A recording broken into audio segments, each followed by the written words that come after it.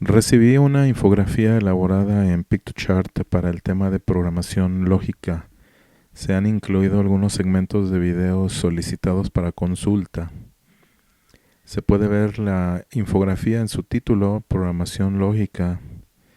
Y mientras se desarrollan los contenidos, apreciamos que la lógica de primer orden utiliza un alfabeto formado por los siguientes símbolos. Aparecen los símbolos de variables, que ahí se especifica que se forman con las últimas letras del alfabeto occidental en minúsculas. Se pueden utilizar subíndices.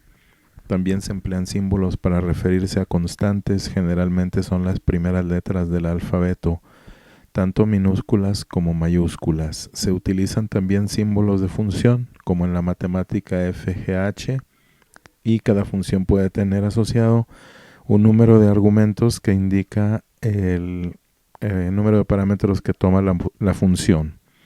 También se utilizan símbolos de predicados representados por las letras P, Q, R, K y algunos símbolos especiales a manera de conectivas. Se emplean también cuantificadores, el cuantificador universal que tiene su propio símbolo, parece una letra A vuelta al revés, y el cuantificador existencial que parece una letra E en espejo, ligeramente volteada. Se pueden utilizar símbolos de puntuación, paréntesis, coma, símbolo de igualdad, y se expresan también los elementos que son válidos en este sistema de lógica de primer orden, que es un término, un átomo, algunos ejemplos.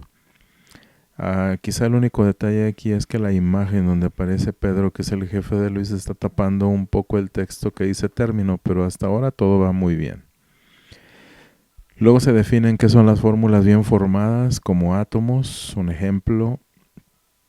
Cómo se hace la interpretación ya de un lenguaje utilizando la lógica de primer orden para poder hacer inferencias o conclusiones, y luego una serie de ejemplos de lógica de primer orden en cuanto a su estructura, cómo se forma, cuál es el predicado del sujeto y una explicación de ellos, un primer ejemplo, un segundo ejemplo,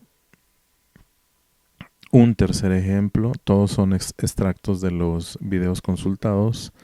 Y luego un poco más acerca de lógica de primer orden en cuanto a la sintaxis y la forma de conectar para formar predicados y sus relaciones, cómo procede la inferencia y la unificación para poder hacer conclusiones o toma de decisiones. Y bueno, lo que yo alcanzo a apreciar es un equilibrio entre color, diseño, textos elegidos, ejemplos, imágenes que resaltan el texto y el ejemplo. Y luego, bueno, se termina con la parte de las cláusulas de Horn, que son cómo se estructuran, un ejemplo, y finalmente el autor, Nancy Silva Moreno. Me parece a mí que es un buen ejemplo. Se los quiero dejar para que lo vean y lo analicen y pues lo comparen.